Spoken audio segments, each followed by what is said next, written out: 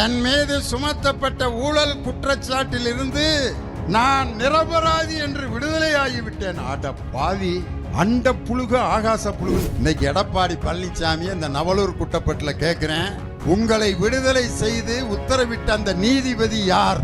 எந்த கோர்ட்ல? என்னைக்கு? சொல்லுங்க. நான் திராவிட முன்னேற்ற கழகத்தில் இனிமே மேடையில் பேசுறத நிறுத்திடுறேன். துரோகத்துக்குன்னு ஆஸ்கார் விருது கொடுக்கணும்னா அதை பழனிசாமிக்கு தான் கொடுக்கணும். யாரு? டிடிவி தினகரன். இப்ப அது ரெண்டும் கூட்டணி. இபிஎஸ் டிடிவி தினகரன் என்ன சொன்னார் தெரியுமா? டிடிவி தினகரன் ஒரு 420. இப்போ 420யும் துரோகத்தின் மொத்த உருவமும் கூட்டணி சேர்ந்து நாங்கள் அம்மாவின் பிள்ளைகள். ஓபிஎஸ் என்ன ஆட்டுக்குட்டியோட பிள்ளையா அவரு? துரோகத்தினுடைய மொத்த உருவங்கள் எல்லாம் சேர்ந்து என்டிஏ கூட்டணின்னு ஒரு கூட்டணி வச்சிருக்காங்க. அது தேசிய ஜனநாயக கூட்டணி, என்டிஏ கூட்டணி அல்ல, நேஷனல் டிசாஸ்டர் அலையன்ஸ். தேசத்தை அழிக்க வந்த கூட்டணி. அதனாலதான் அதுக்கு பேரு என்டிஏ, நேஷனல் டிசாஸ்டர் அலையன்ஸ். ஒவ்வொரு வீட்லையும் போய் இந்த குடுகுடுப்பக்காரன் அந்த வீட்டுக்கு தகுந்த மாதிரி பேசுவான் பார், அவர்தான் ஒன்றிய பிரதமர் நரேந்திர மோடி.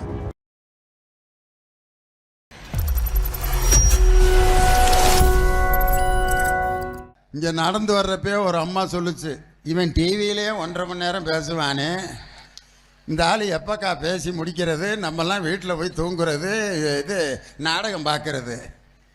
இந்த ஆள் எப்போ பேசி முடிப்பானோ தெரியலையே அப்படின்னு நினைப்பாங்கன்னு நான் நினச்சேன். இன்னொரு அம்மா அங்கே நான் காரை விட்டு இறங்கணுன்னு இப்படியே உத்து பார்த்துட்டு டிவியில் கிளவி மாதிரி இருக்கான், நேரில் அழகாக இருக்கான்னுச்சு. அந்த அம்மாவுக்கு இது தேவையில்லாத ஆராய்ச்சி. நான் எப்படி இருந்தால் அந்த அம்மாவுக்கு என்ன இருந்தாலும் ஒரு மனசில் இருக்கிறத வஞ்சகம் இல்லாமல் சொல்லுவாங்க நவலூர் குட்டப்பட்டு மக்கள்லாம்.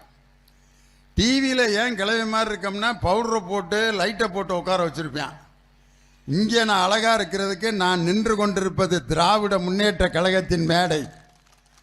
அதுவும் வஞ்சகம் இல்லாத எங்கள் நவலூர் குட்டப்பட்டு மக்கள் முன்னாடி யார் நின்னாலும் அழகாக தெரியும். அது மட்டும் இல்லை, டிவியிலையும் சினிமாவிலையும் பார்க்கறது டுபாக்கூர். மக்களோடு இருக்கின்ற ஒரே இயக்கம் திராவிட முன்னேற்ற கழகம்தான். அதனால தான் இவ்வளவு அற்புதமான கூட்டத்தை அருமை சகோதரர் வைரமணி அவர்களும் சட்டமன்ற உறுப்பினர் பழனியாண்டி அவர்களும் மிக சிறப்பாக இந்த கூட்டத்தை ஏற்பாடு செய்திருக்கிறார்கள். தமிழ்நாடு தலைகுனியாது என்ற அருமையான ஒரு இயக்கத்தை மாண்புமிகு தமிழக முதல்வர் அவர்கள் 234 தொகுதிகளிலும் எங்களைப் போல ஒரு 20 பேச்சாளர்களை தேர்வு செய்து தமிழ்நாட்டில் இருக்கக்கூடிய 234 தொகுதிகளுக்கும் போய் பேசிட்டு வாங்க அப்படின்னு சொல்லிட்டு எனக்கு கொடுக்கப்பட்ட இது 4வது தொகுதி ஸ்ரீரங்கம். நான் முதல் பிப்ரவரி 1ஆம் தேதி எங்கே பேச ஆரம்பிச்சேன்னா, பேரறிஞர் அண்ணா திமுகவை தொடங்கிய ராபின்சன் பூங்கா இருக்கக்கூடிய ராயபுரம் தொகுதியில் தான் லியோனி முதல் கூட்டம் பேசினேன். 2வது கூட்டம் எங்கே பேசினேன்னா 1926ஆம் ஆண்டு தந்தை பெரியார் அவர்கள் செங்கல்பட்டிலே நடத்திய அந்த திராவிடர் கழக மாநாட்டில் தான் பெண்களுக்கு சொத்துரிமையை சட்டமாக்க வேண்டும் என்று பெரியார் நிறைவேற்றிய தீர்மானம் நிறைவேற்றிய செங்கல்பட்டில் 2வது கூட்டம். 3வது கூட்டம் எங்கன்னா முத்தமிழறிஞர் டாக்டர் கலைஞர் அவர்களை இந்த உலகுக்கு காட்டிய மந்திரி குமாரி, ராஜகுமாரி போன்ற திரைப்படங்களை எடுத்த மாடர்ன் தியேட்டர்ஸ் இருக்கக்கூடிய சேலத்தில் 3வது கூட்டம். 4வது கூட்டம் எங்கே பேசுகிறேன் என்று சொன்னால், போக்குவரத்து துறை கோணலாக போகக்கூடாது, அது நேராகத்தான் இருக்க வேண்டும் என்று போக்குவரத்து அமைச்சராகவும் இன்று நகராட்சி நிர்வாகத்துறை அமைச்சராகவும் இருந்து மக்கள் பணி ஆற்றி கொண்டிருக்கக்கூடிய எங்கள் அன்பிற்கும் மரியாதைக்கும் உரிய அருமை அண்ணன் KN நேரு அவர்கள் அந்த சிறுகனூரில் ஒரு வெற்றி கூட்டத்தை நடத்தினார் பாருங்க. அந்த கூட்டம் தான் இன்று தமிழகத்தில் திராவிட முன்னேற்ற கழகத்தை ஆட்சி கட்டிலில் அமைத்திய வெற்றி கூட்டத்தை நடத்திய அண்ணன் KN நேருவோட அந்த மாவட்டத்தில் நான் 4வது கூட்டம் பேசுகிறேன். நம்ம சகோதரர்கள்லாம் இங்கே உட்காந்துருக்கிறீங்க. எங்களுக்கு இவ்வளவு அருமையாக லைட்டை போட்டிருக்காங்க, உங்களுக்கு ஒரு லைட்டை போடாமல் நீங்கள் சிரிக்கிறீங்களா இல்லையானே கண்டுபிடிக்க முடியல. அப்படி இருந்த ஒரு வயசான அம்மா ஆஹான்னு வாயில பல்லே இல்லை, அவ்வளோ சந்தோஷமா சிரிக்கிறாங்க. எங்கள் தலைவர் மு.க. ஸ்டாலினுடைய ஆட்சியில் ஆண்களை விட பெண்கள் தான் அதிக மகிழ்ச்சியாகவும் சுதந்திரமாகவும் இருக்கக்கூடிய ஒரே ஆட்சி நம் தளபதி மு.க. ஸ்டாலின் அவர்களுடைய ஆட்சி. இப்போ இங்கே உட்காந்துருக்காங்க சகோதரர்கள், பெண்களும் உட்காந்துருக்கிறீங்க. யார் கல்யாணம் முடித்தவங்க முடிக்காதவங்கன்னா ஆம்பளையில் ஏதாவது கண்டுபிடிக்க முடியுதா? முகத்தை வச்சு கல்யாணம் முடித்தாலும் முடிக்காதாலும் ஏதாவது அறிகுறி இருக்கா பாருங்கள். எல்லாம் ஒரே மாதிரி தான் இருப்பேன். அப்படியே முடித்தாலும் அதே மாதிரி தான் இருக்கேன், முடித்து நொந்து நூடுல்ஸ் ஆனாலும் அதே மாதிரி தான் இருக்கேன், நல்லா குடும்பம் நடத்திக்கிட்டு இருக்காலும் அதே மாதிரி தான் இருக்கேன். ஆனால் கல்யாணம் முடித்தால்கிட்ட ஒரு அறிகுறி இருக்கும், ஒரு மொழி மட்டும் முழிச்சிட்டு இருப்பேன். அந்த அப்படியே ஏன் அப்படி முழிக்கிற, கல்யாணம் 15 வருஷம் ஆச்சு, அப்புறம் முழிக்காமல் என்ன செய்ய சொல்கிற அப்படிங்கிறேன். அதனால தான் கல்யாணம் முடித்த ஆம்பளைகளுக்கு இங்கிலீஷில் பேமுலி மேன் அப்படின்னு பேர் வச்சுருக்கேன். ஏன் பேமுலி மேன்னா பேமொழி முழிச்சுக்கிட்டு இருக்கிறதுனால தான் பேமுலி மேன். ஆம்பளையெல்லாம் கைதட்டுறாங்க பாரு, எல்லாம் பேமொழி தான் போல இருக்குங்க. ஆனால் நம்ம பெண்களுக்கு அவங்களுடைய முகத்தை பார்த்தாலே கல்யாணம் ஆயிடுச்சா இல்லையான்னு கண்டுபிடிச்சிடலாம். ஏன்னா இங்கே ஒரு பொட்டு வச்சுருப்பாங்க, இந்த கோட்டுக்கு நடுவில் ஒரு பொட்டு வச்சுருப்பாங்க. நான் ஒரு அம்மாட்ட கேட்டேன், எதுக்குக்கா அந்த கோட்டுக்கு நடுவில் பொட்டு வைக்கிறேன்னா, எல்லாம் வைக்கிற ஆளுங்க அதனால தான் நானே வைக்கிறேன். இது என்ன ஊர் போயில்ட்ட எல்லாம் கேட்டுக்கிட்டா வைக்க முடியும், கல்யாணம் முடித்தா வச்சுக்கிற வேண்டியதானப்பா அப்படின்னு. கிராமத்தில் ஒரு அக்காவை கட்டி கொடுத்துருந்தேன், அந்த அக்காட்ட கேட்டேன், எதுக்குக்கா பொட்டை எட்டனா அளவுக்கு இத்தண்டி வச்சுருக்க கோட்டில்ன்னு. அதையும் வைக்கலைன்னா ஒரு 5 பேர் சைக்கிள் எடுத்துக்கிட்டு பின்னாடியே அலைகிறேன். இந்த பாடாதி பயல்கிட்டேருந்து தப்பிக்கிறதுக்கு தான் இந்த பொட்டை பெருசு பெருசாக நான் வச்சுக்கிட்டு தெரியிறேன்னுச்சு. அது வகுத்தறிச்சலை பாருங்க. ஆனால் பெண்கள் ஏன் இந்த கோட்டுக்கு நடுவில் பொட்டு வைக்கிறாங்கன்னா, வலது பக்க வகுடு பிறந்த வீடு, இடது பக்க வகுடு புகுந்த வீடு, இந்த 2 வீட்டுக்கும் மங்களத்தை தருபவள் தமிழ் பெண் என்பதற்காகத்தான் நமது தமிழ் பெண்கள் அந்த கோட்டுக்கு நடுவில் பொட்டு வைக்கிறாங்க. அதில் கோயில்லாம் கொஞ்சம் குங்குமம் கொடுத்தா வாங்கி இங்கே கொஞ்சம் வச்சுக்கிடுவாங்க, இங்கே கொஞ்சம் வச்சு அந்த செவுத்து பக்கம் திரும்பி தாலி கொடியை வெளியே எடுத்து அதில் ஒட்ட வைப்பாங்க. நான் ஒரு அக்காட்ட கேட்டேன், எதுக்குக்கா அதில் அப்படி குங்குமம் வைக்கிறேன்? அதில் அவங்க இருக்காங்கல்ல, யார் அவங்க வீட்டுக்காரர் இருக்காரான் அந்த மஞ்சள் கயிற்றுல, அவன் இத்தண்டி இருக்கான், புளிமூட்டை ராமசாமி மாதிரி. ஒரு ஆட்டோவில் உட்காந்தா ஆட்டோ முழுதும் இருக்கான். அவன் அந்த மஞ்சள் கயிற்றுல இருக்கான்னு நம்பி பொட்டு வச்சு கண்ணில் ஒத்திக்குது பாருங்க. இதை நான் எதுக்காக சொல்கிறேன்னா, எது பெண்களிடம் ஒப்படைக்கப்பட்டிருக்கிறதோ அதை அவர்கள் பத்திரமாக வைத்திருப்பார்கள் என்பதற்கு இதுதான் எடுத்துக்காட்டு. தாலி மட்டும் ஆம்பளைகளுக்கு கட்டுற மாதிரி ஒரு சிஸ்டம் மாறி இருந்தா ஒருத்தங்கழுத்தில் 1 கிராம் இருக்கும்னு நினைக்கிறீங்க? 1/2 கிராம் இருந்தால் கூட மாப்பிள்ளை கட்டிங்க்கு சரியாக இருக்கும்ல? இல்லை மாப்பிள்ள ஆஃபே வாங்கலாம்டா, தங்கம் விலை எவ்வளவுன்னு நினைக்கிற நீ அப்படின்ட்டு 2 ஃபுல்லு வாங்கலாம்டா 1/2 கிராமுக்குன்ட்டு வாங்கி இழுத்துட்டு அந்த மஞ்சள் கயிறை போதையில் அத்தெறிஞ்சிட்டு போயிடுவேன். இதை கழுத்தில் வேற தொங்க வச்சுக்கிட்டு இவ்வளோ கட்டினதே பெருசு, இதில் இந்த கழுத்தில் கயிறு வேறையாம. அதே மாதிரி வயிற்றுல மாசமாகி பிள்ளையை பெறக்கூடிய அந்த பொறுப்பும் பெண்கள்கிட்ட தான் கொடுத்துருக்காங்க. ஆம்பளைகள்கிட்ட மட்டும் அந்த பொறுப்பு கொடுத்துருந்தா அவன் கேரக்டருக்கு ஒரு 3 மாசமா அது சமந்திருப்பான்னு நினைக்கிறீங்க? இங்கே வாரு ஒரு அம்மா சிரிக்கிற சிரிப்பு என் காதெல்லாம் அப்படியே இங்கே வருது. ரொம்ப நாள் ஆச்சு போல இருக்கு நவலூர் கூட்டப்பட்டில் இருக்க பெண்கள்லாம் சிரிச்சு. ஆம்பளைய பார்த்தீங்கன்னா ஒரு 6 மாசத்திலே டாக்டரை கூப்பிட்டு இதை அறுத்து விடியா, நம்மளால் இதெல்லாம் தூக்கிட்டு தெரிய முடியாது, எனக்கு புள்ளையே வேணாம், நம்மளால் இதை தூக்கிட்டு தெரிய முடியாது, பிறண்டு படுக்க முடியல, திங்க விட மாட்டேங்கிறாங்க, இதெல்லாம் என்ன ஒரு பொழப்பான்றான். ஆனால் என் சகோதரிகள் தான் தாலி கொடியாக இருந்தாலும் பத்திரமா வச்சுருக்காங்க. அவங்க கொடுக்கப்பட்ட அந்த பிள்ளை பெறும் பொறுப்பை கூட பொறுமையாக சுமந்து பெறுவதால் தான், என் தாய் என்னை பொறுமையாக பெற்றெடுத்ததால் தான் திண்டுக்கல் லியோனி இந்த நவலூர் குட்டப்பட்டில் இத்தனை ஆயிரம் மக்கள் முன்னால் நான் பேசிக்கிட்டு இருக்கேன். நீங்கள்லாம் கைதட்டுறீங்கன்னா என் தாய் அதை பொறுமையாக சுமந்து என்னை பெற்ற காரணத்தினால தான். அதனால தான் எதை கொடுத்தாலும் பெண்கள் பொறுப்பாக பத்திரமாக வைத்திருப்பார்கள் அப்படின்னு சொல்லி தான் ரேஷன் கார்டில் ஆம்பளைய பேர் மேலே இருந்தாலும் மகளிர் உரிமை தொகை என்ற 1000 ரூபாயை பெண்களிடம் தலைவர் கொடுத்ததற்கு காரணம், அவர்களிடம் கொடுத்தால்தான் அதை குடும்பத்திற்காக பயன்படுத்துவார்கள், பத்திரமாக அதை வைத்திருப்பார்கள். ஆம்பளைகிட்ட கொடுத்திருந்தா என்ன ஆயிருக்கேன்? தாலிக்கொடி மாதிரி தான். 1000 ரூபாய் பாக்கெட்டில் இது பேங்க்கில் ஏறினோடனே ஏடிஎம்மில் எடுத்துருவேன். நான் மாப்பிள்ள 1000 ரூபாயா சனிக்கிழமை அன்னைக்கு, அதுக்கு என்னடா செய்ய சொல்கிறேன்? 1000 ரூபா இருக்குல்லடா, 500 ரூபாய்க்கு அரிசி பருப்பு வாங்கிக்க, 500 ரூபாய்க்கு நம்ம 2 பேரும் சந்தோஷமாக இருப்போம்ட்டு ஆஃபை வாங்குவாங்க. இங்கிலீஷில் பேசுவேன், ஹிந்தியில் பேசுவேன், மேட்ரு முடிஞ்சிடும். 2 பேரும் சாக்கடையில் கிடப்பேன். 1000 ரூபாய் முடிஞ்சிடும். குடும்பம் கஞ்சி இல்லாமல் பட்னி தான்.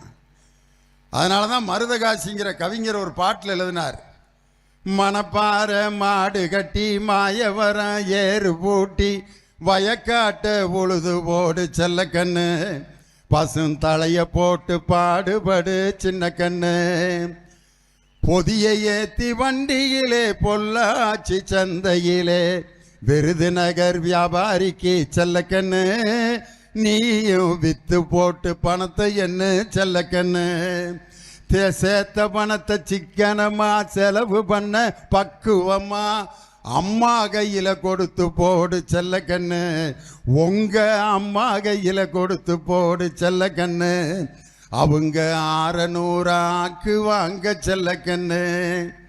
அம்மா கையில ஏன் கொடுத்தா அது 600 ஆகும், ஐயா கையில் கொடுத்தா 6 ஆஃப் ஆகும், ஆஃப் குவார்டர் ஆகும், குவார்டர் கட்டிங் ஆகும், எல்லாம் சேர்ந்து சாக்கடை.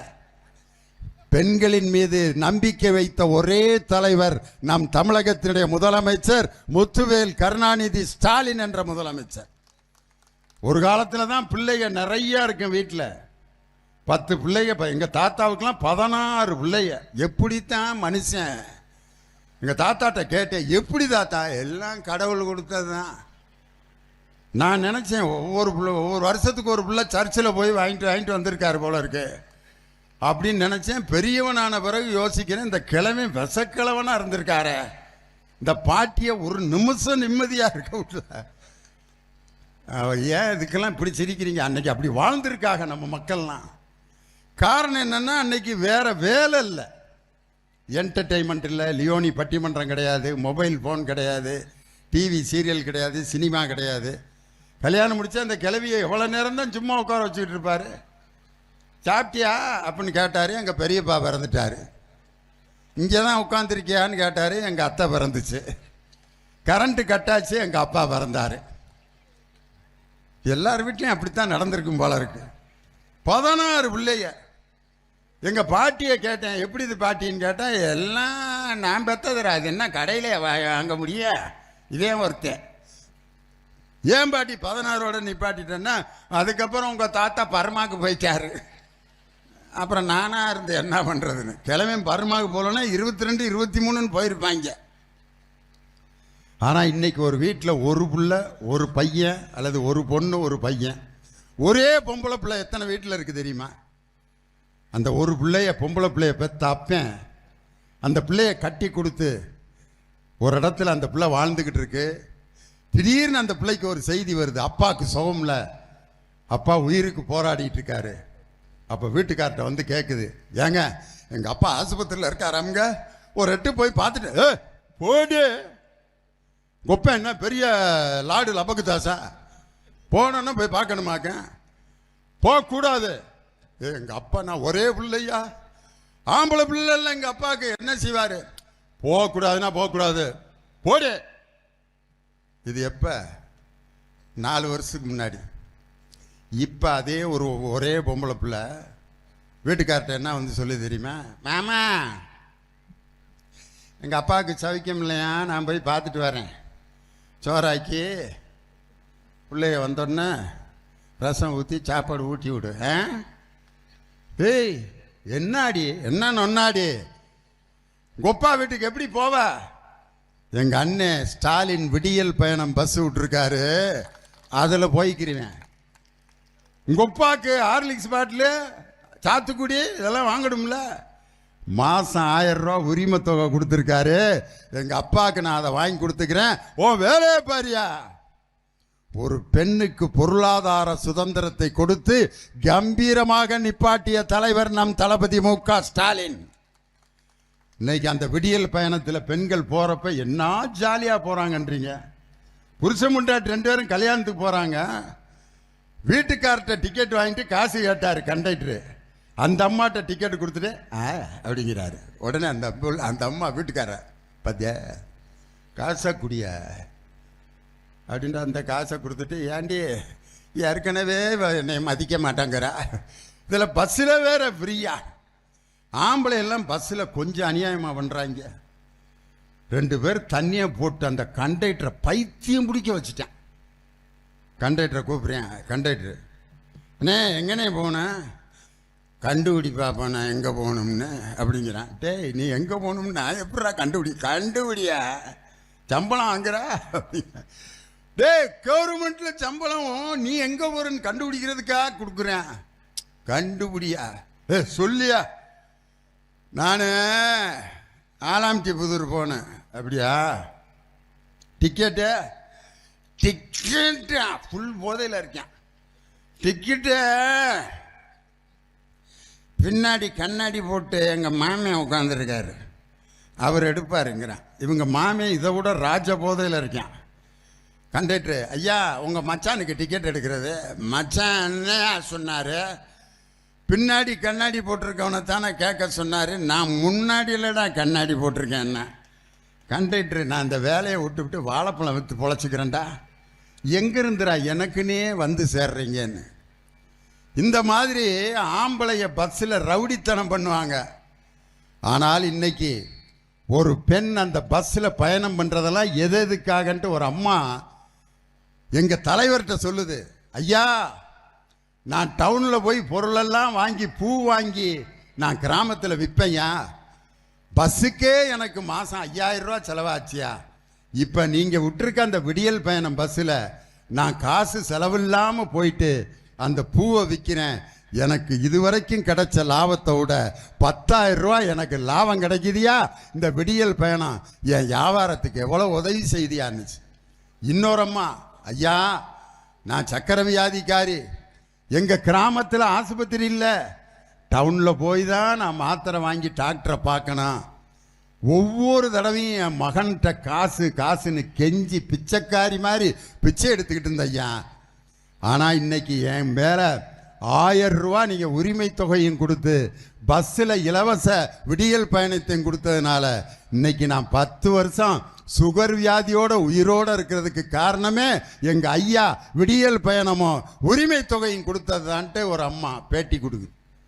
இப்படி விடியல் பயணமும் உரிமை தொகையும் கொடுத்த ஒரு அற்புதமான தலைவர். இன்னொரு அம்மா பஸ்ஸில் 2 பெண்கள் பேசிக்கிறாங்க.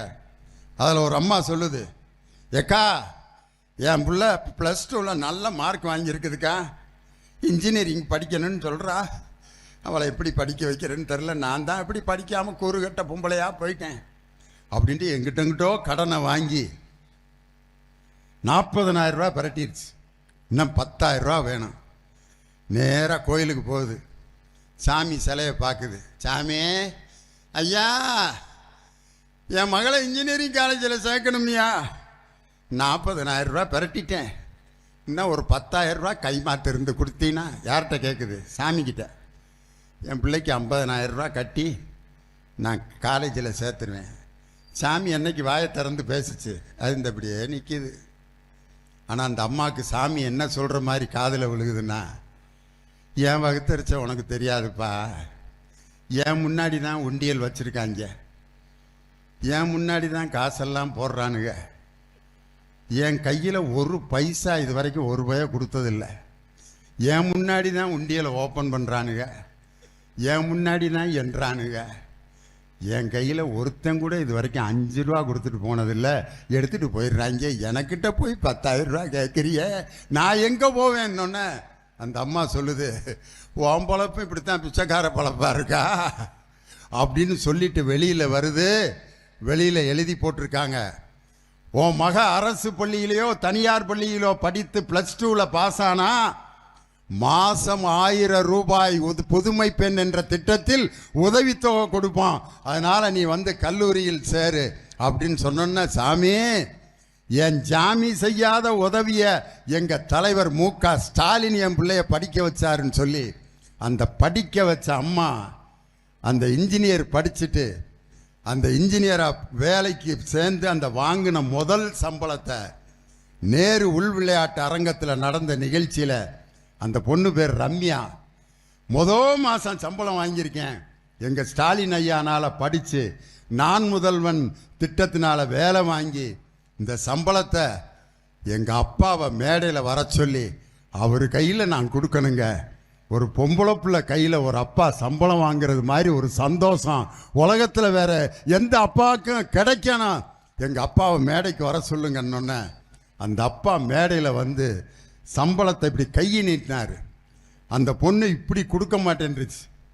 எங்கள் அப்பா கை எப்பயும் கீழே இருக்கக்கூடாது, பிச்சை எடுக்கிற மாதிரி இருக்கான், நான் சம்பள கவரை வச்சுக்கிறேன், நீங்கள் அதிலிருந்து மேலேருந்து இப்படி எடுத்துக்கங்கப்பா அப்படின்னு சொல்லி தன் தந்தைக்கு பெருமை சேர்த்த அந்த ரம்யா என்ற பெண்ணுக்கு புதுமை பெண் திட்டத்தை தந்த ஒரே முதலமைச்சர் நம் முத்துவேல் கருணாநிதி ஸ்டாலின் என்ற முதலமைச்சர்.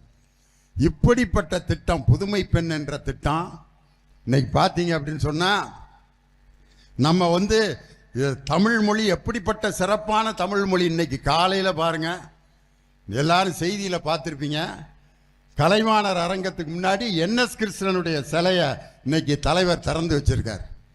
என்எஸ் கிருஷ்ணன் எப்படியப்பட்ட ஆளு, அடாடா ஒரு பாட்டு ஒன்று பாடுவார், மனுஷன் ஏச்சு பொழைச்சது அந்த காலம், அது அந்த காலம், மடமை நீங்கி பொது உடைமை வந்தது இந்த காலம், காசிக்கு போனா கரு உண்டாகும் என்பது அந்த காலம், இப்போ ஊசிய போட்டா உண்டாகும் என்பது இந்த காலம், மனுஷனை மழை பெறும் என்று மந்திரம் ஜபிச்சது அந்த காலம், மழை பொழிய வைக்கவே எந்திரம் வந்தது இந்த காலம்.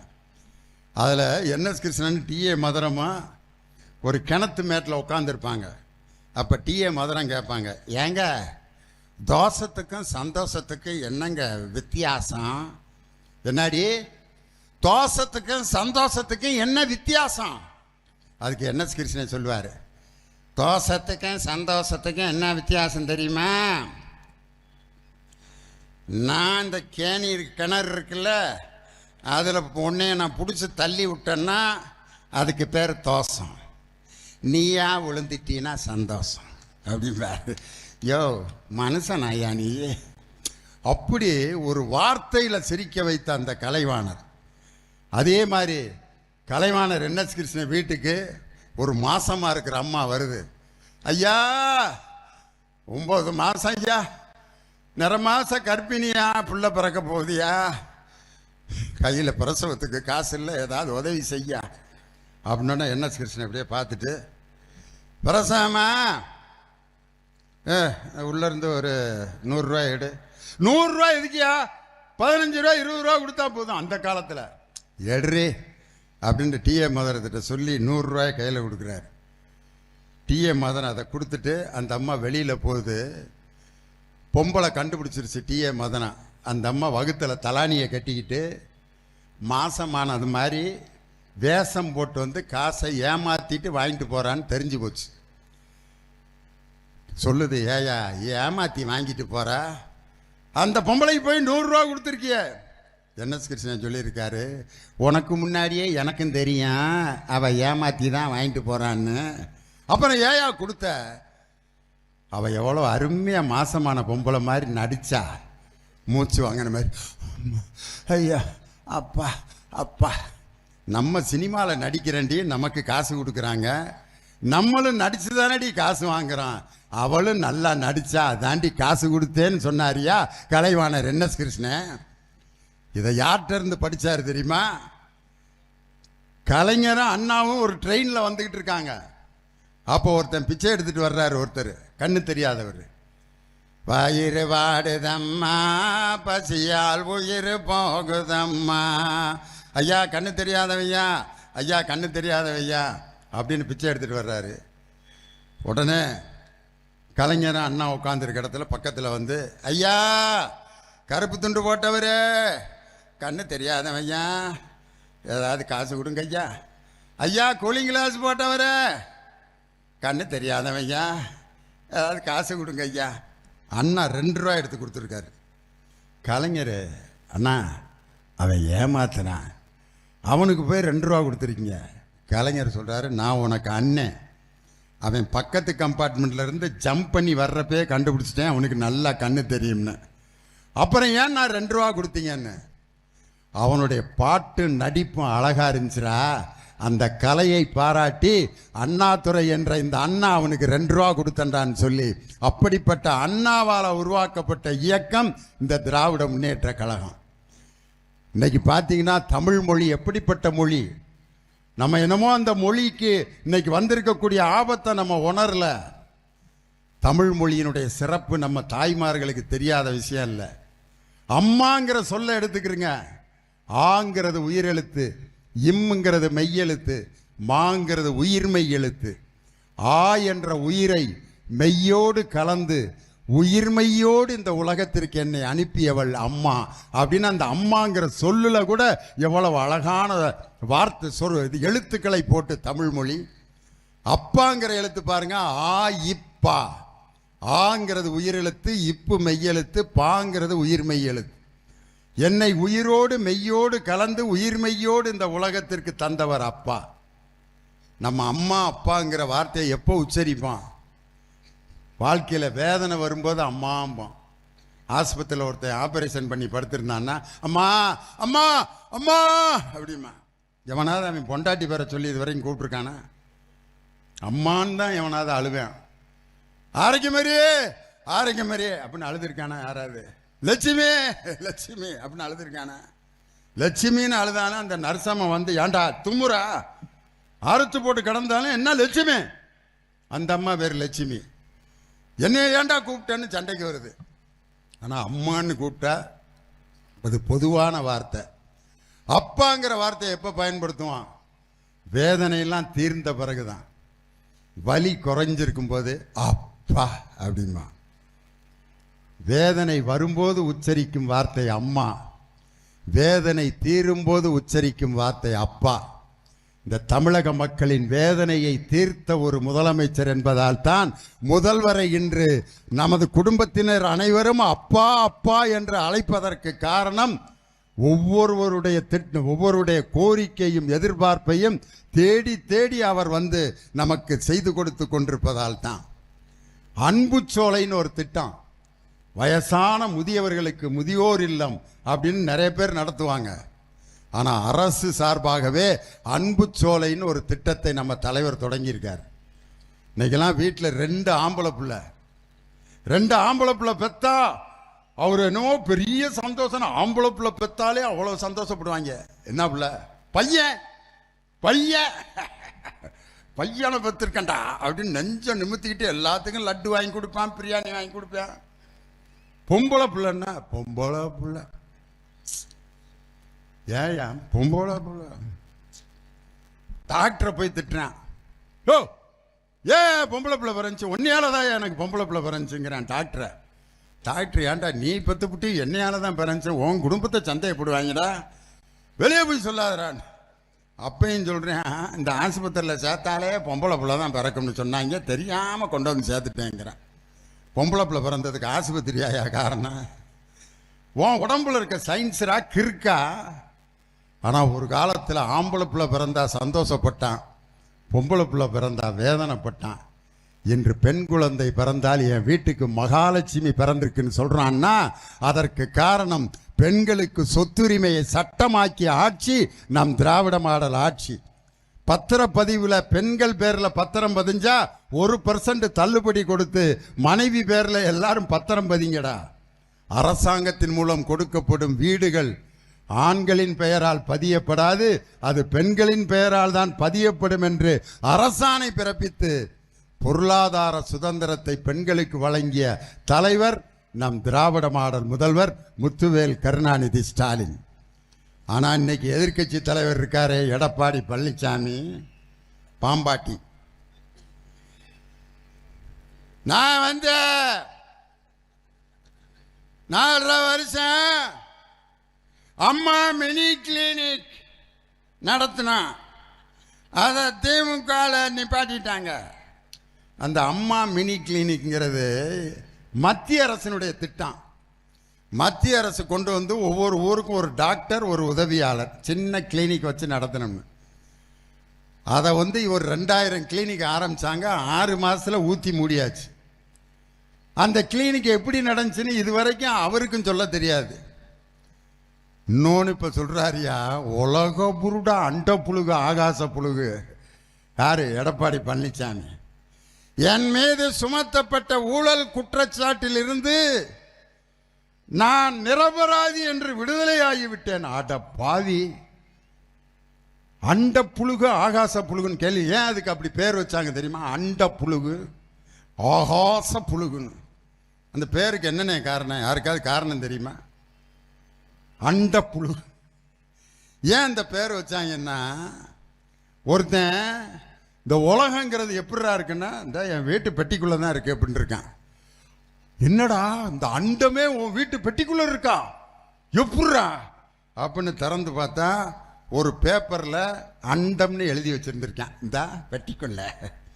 அதைத்தான் சீனி சக்கரை சித்தப்பா சீட்டில் எழுதி நக்கப்பான்னாம்பார். அது மாதிரி எடப்பாடி பழனிசாமி இன்னைக்கு நிரபராதின்னு விடுதலை ஆயிட்டேன்னு பொய் சொல்றாரியா.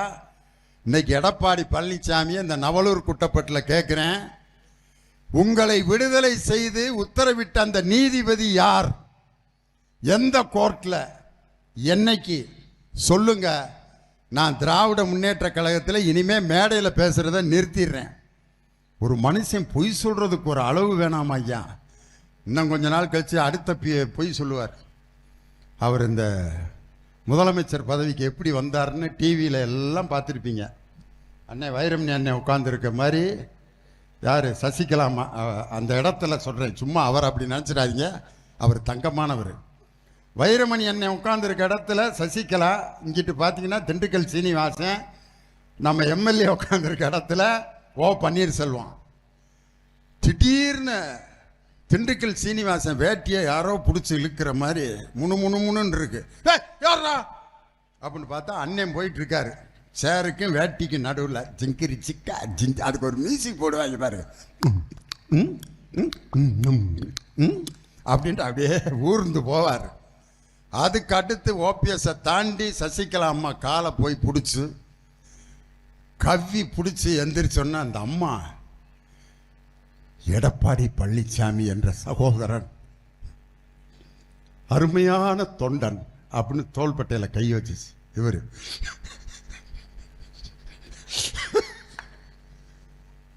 இதுக்கு என்ன அர்த்தம் தெரியுமா? உனக்கு 1 கிலோ அல்வா கிண்டி 1/2 மணி நேரத்தில் நான் கொடுக்க போறேன், உன்னைய நான் காலம் முழுதும் கண்ணீர் விட வைக்க போறேன்ட்டு துரோகத்தினுடைய உச்சகட்டம் யார் என்றால் எடப்பாடி பழனிசாமி. இதை நான் சொல்ல, டிடிவி தினகரன் சொன்னார். துரோகத்துக்குன்னு ஆஸ்கார் விருது கொடுக்கணும்னா அதை பழனிசாமிக்கு தான் கொடுக்கணும்னு. யாரு? டிடிவி தினகரன். இப்போ அது ரெண்டும் கூட்டணி. இபிஎஸ் டிடிவி தினகரன் என்ன சொன்னார் தெரியுமா? டிடிவி தினகரன் ஒரு 420 கேவலமான வார்த்தை. ஏமாத்துறவங்களையே ஏமாத்துறவனுக்கு பேர் தான் 420. இப்போ 420யும் துரோகத்தின் மொத்த உருவமும் கூட்டணி சேர்ந்து நாங்கள் அம்மாவின் பிள்ளைகள். ஓபிஎஸ் என்ன ஆட்டுக்குட்டியோட பிள்ளையா? அவரு அம்மா முதலமைச்சராக இல்லாத நேரத்தில் நீ இரியான்னு சொன்ன உண்மையான அம்மாவின் பிள்ளை ஓபிஎஸ் தான். இவருக்கு 2 பேரும் அம்மாவின் பிள்ளைகள். அதைத்தான் நான் சொன்னேன், தண்ணீரும் மண்ணெண்ணையும் கூட்டணி சேர்ந்தா தண்ணிக்கும் பயன்படாது, மண்ணெண்ணைக்கும் பயன்படாது. இன்னும் கொஞ்ச நாள் கழிச்சு எடப்பாடி பழனிசாமி என்ன சொல்லுவார்னா, நான் காலில் விழுகிறதுக்காக கீழே போகல, அம்மா கையிலேருந்து ஒரு பேப்பர் கீழே விழுந்துச்சு, அதை எடுத்து கொடுக்கறதுக்காகத்தான் நான் போனேன்ட்டு அடுத்து பீல் அவுட்டாலும் விடுவார். இந்த பொய் சொன்னவர் அடுத்த பொய் சொல்லாமலா இருப்பார்? துரோகத்தினுடைய மொத்த உருவங்கள் எல்லாம் சேர்ந்து என்டிஏ கூட்டணின்னு ஒரு கூட்டணி வச்சிருக்காங்க. அது தேசிய ஜனநாயக கூட்டணி, என்டிஏ கூட்டணி அல்ல, நேஷனல் டிசாஸ்டர் அலையன்ஸ். தேசத்தை அழிக்க வந்த கூட்டணி. அதனால தான் அதுக்கு பேர் என்டிஏ, நேஷனல் டிசாஸ்டர் அலையன்ஸ். அதுவும் ஒன்றிய பிரதமர் நரேந்திர மோடி இருக்காரு, எல்லா இடத்திலையும் போய் திருக்குறள் சொல்லி சொல்லியே ஓட்டுறாரியா. பொழுதுண்டு பால்பார் பால்பார், மற்றவர் தொழுதுண்டு பென்சல் பார். ஆனால் விவசாயிகளுக்கு ஆப்பு வைப்பார் நல்லா. இன்னைக்கு தஞ்சாவூர்ல நெல் கொள்முதல் செய்யாமல் போனதற்கு அந்த ஈரப்பதத்திற்குரிய சதவீதத்தை சரியாக மத்திய அரசு கொடுக்காததான் காரணம். ஆனால் மேடையில் பொழுதுண்டு பால்பார் பால்பார், மற்றபார் தொழுதுண்டு பென்சல் பார். அயோத்தியில் போய் ஜெய் ஸ்ரீராம் பாரு, ஒரிசால போய் ஜெய் ஜெகநாத் பாரு. ராமர் பார்க்குறாரு, இங்கேருந்து அங்கே போகிறதுக்குள்ளே ஜெகநாதனா மாறிட்டானே அப்படின்னு. இங்கே தமிழ்நாட்டுக்கு வந்த மருதமலா முருகனுக்கு அரகரா அப்படின்பாரு. முருகன் நாங்கள் சொல்கிறோம், எங்கள் முருகனுக்கு நாங்கள் போட்டுக்கிறோம் அரகரா. நீ ஏன்? ஒவ்வொரு வீட்லையும் போய் இந்த குடுகுடுப்பக்காரன் அந்த வீட்டுக்கு தகுந்த மாதிரி பேசுவான் பார். அவர்தான் ஒன்றிய பிரதமர் நரேந்திர மோடி. உங்களுடைய பாட்சா வட இந்திய மாநிலங்களில் செல்லலாம், ஆனால் பெரியாரின் மண்ணான இந்த தமிழகத்தில் என்டிஏ கூட்டணி மோடியினுடைய நடிப்பும் பாட்சாவும் பலிக்காது. 2026 முத்துவேல் கருணாநிதி ஸ்டாலின் தான் மீண்டும் தமிழகத்தின் முதலமைச்சராக பொறுப்பேற்பார். அதற்காக நாம் அனைவரும் உழைப்போம். அதற்கு கட்டியம் கூறும் கூட்டம்தான் இந்த அருமையான மத்திய மாவட்டத்தில் நவலூர் குட்டப்பட்டில் தொடங்கி இருக்கிறது நமது பிரச்சார பயணம் என்று சொல்லி உங்களிடமிருந்து விடைபெறுகிறேன். நன்றி, வணக்கம்.